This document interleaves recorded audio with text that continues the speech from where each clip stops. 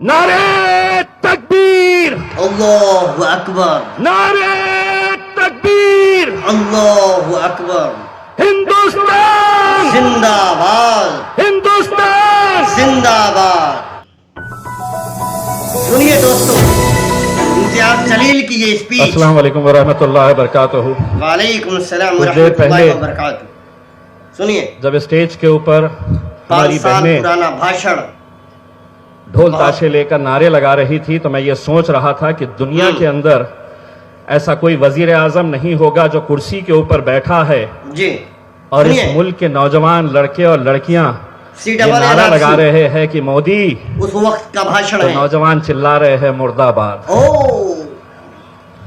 इतना जलील तो मेरे हिसाब से शायद ही कोई मुल्क का वजीर आजम हुआ होगा। सुनिए दोस्तों, ये भाषण अगर आपको जरा सी भी पसंद शर्म आई? होती, इतनी सी शेयर शर्म करिए। अगर होती तो कहता कि मैं सीए भी वापस ले रहा हूं, एनपीए भी वापस ले रहा हूं और मैं दोबारा चाय बेचने के लिए चला जा रहा हूं। अरे भाई, लेकिन नहीं, अरे लगे भाई। हुए। मैं सबसे पहले तो इस मुल्क के अंदर इस मुल्क के अंदर जितने भी शाहीन बाग बनाए गए हैं, जितने भी शाहीन हमारी बाग बहनों को मैं सलाम करता हूं, बहनों को सलाम करता हूं। बिल्कुल सही बात है। जो मैदान में डटी हुई है, तारीफ काम किया उन्होंने, बेशक। वरना रामलीला मैदान से हमने मर्दों को शलवार और दुपट्टा पहनकर भागते हुए देखा। बिल्कुल याद है, मैंने भी याद आया।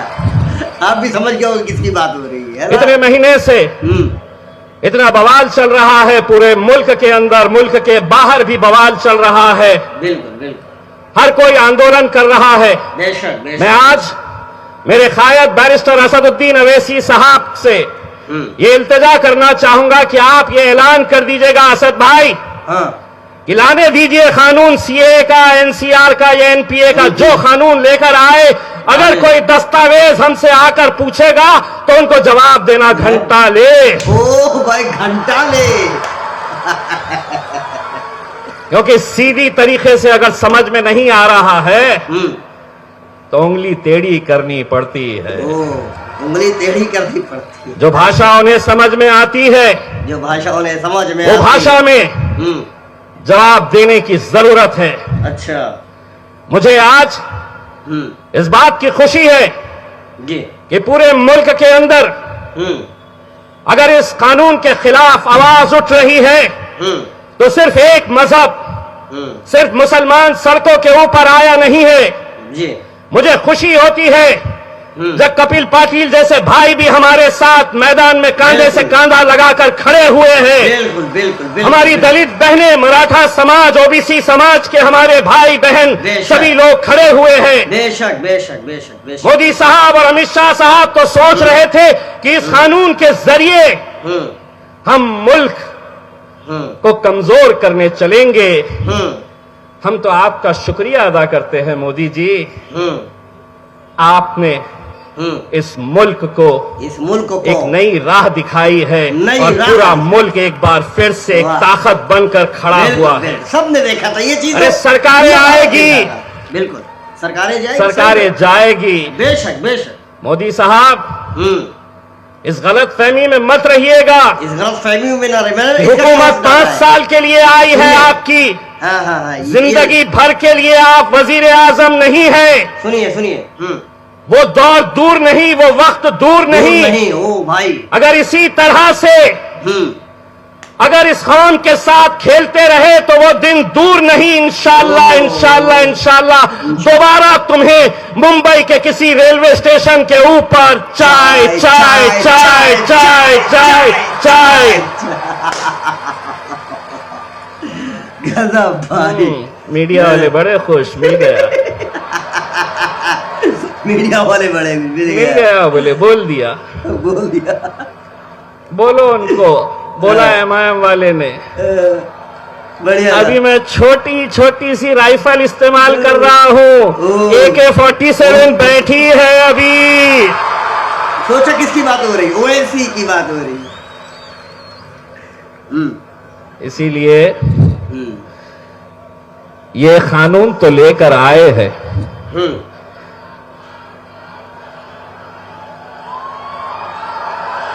पब्लिक को देखो। ये कानून तो लेकर आए हैं, गजब भाई यार। लेकिन ना मोदी को हाँ। और ना अमित शाह के नाम के ऊपर।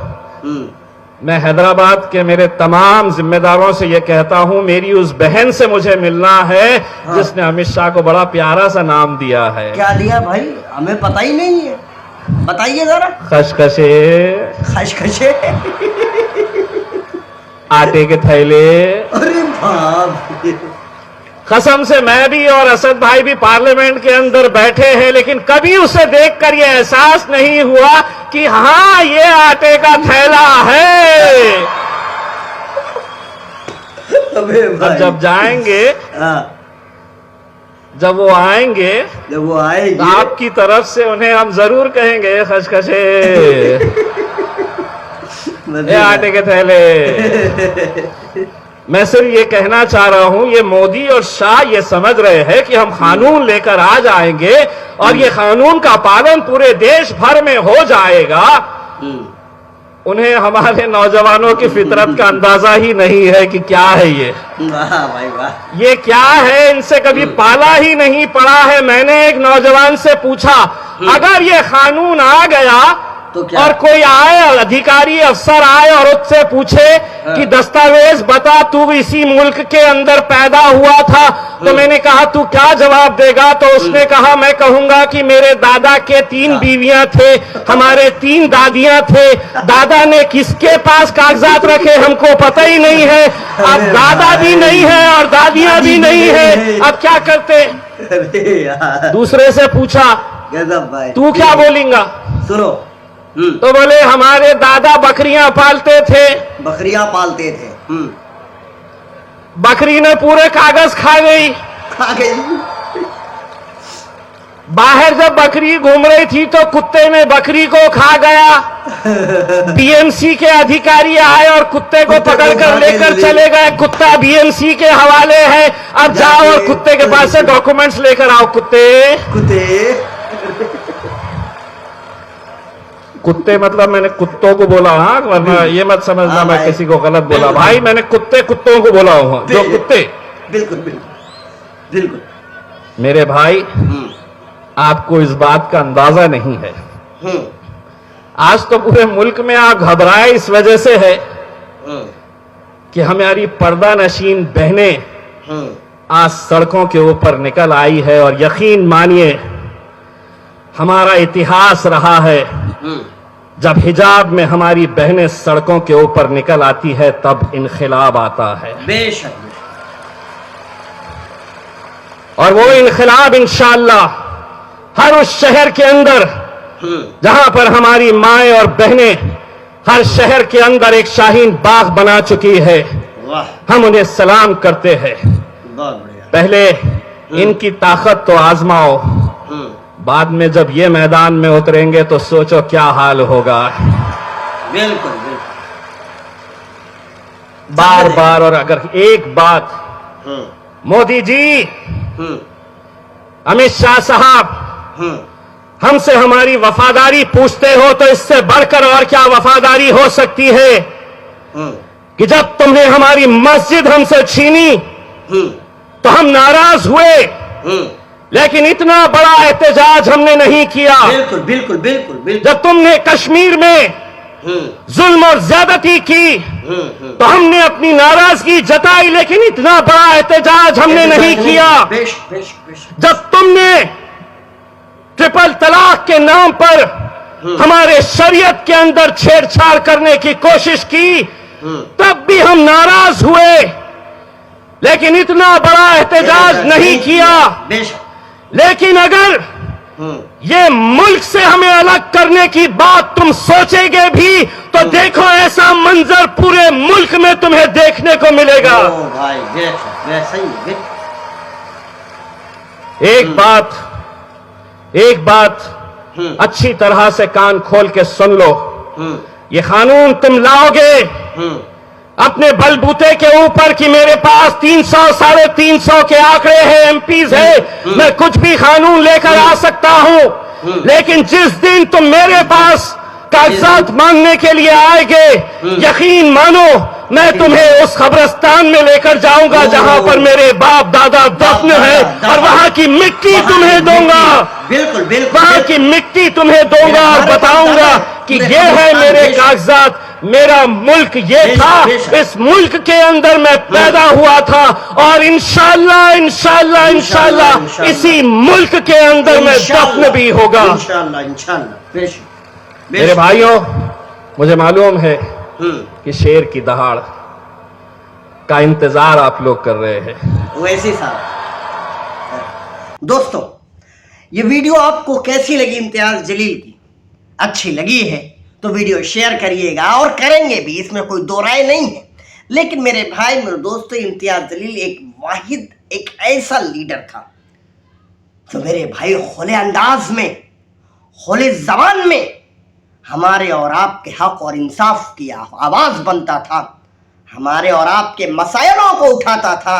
मेरे भाई मेरे दोस्तों, इम्तियाज जलील को एमपी नहीं बनने दिया गया, एमपी इस वक्त नहीं है।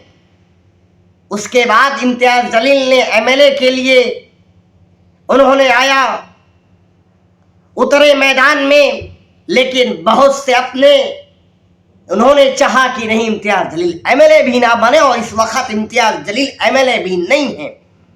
लेकिन मेरे भाई मेरे दोस्तों, उस वक्त से लेकर इस वक्त जब इम्तियाज जलील पार्टी ज्वाइन किए, फिर एमपी बने, और फिर आज मेरे भाई जो कुछ भी नहीं है, केवल पूर्व सांसद हैं, लेकिन मेरे भाई मेरे दोस्तों आज भी हमारे और आपके लिए बोल रहा है, हमारे और आपके हक और इंसाफ को उठा रहा है। कौन सी ऐसी पार्टियां हैं, कौन से ऐसे लीडर हैं जो जिनके पास ओहदा नहीं है, जो विधायक या सांसद या मंत्री या कुछ नहीं है, और उसके बावजूद वो एकदम चर्चे में रहते हो, बोलते हो, धारते हो, कोई नजर आने वाला आपको नहीं है। सही बोल रहा हूं ना? अगर बोल रहा हूं तो वीडियो को शेयर करिएगा, वीडियो अच्छी लगे तो लाइक करिएगा। मेरे भाई मेरे दोस्तों, इस चैनल पर ऐसी ही वीडियो रहती है। इस चैनल पर आप लोगों के लिए ही इंसाफ और इंसाफ की आवाज़ों को उठाया जाएगा, मजलूमों की मदद की जाएगी, बेसहारा यतीम बच्चों की मदद की जाएगी। चलता हूँ मेरे भाई, दुआओं में याद रखिएगा। जय हिंद, जय भारत, अल्लाह हाफिज।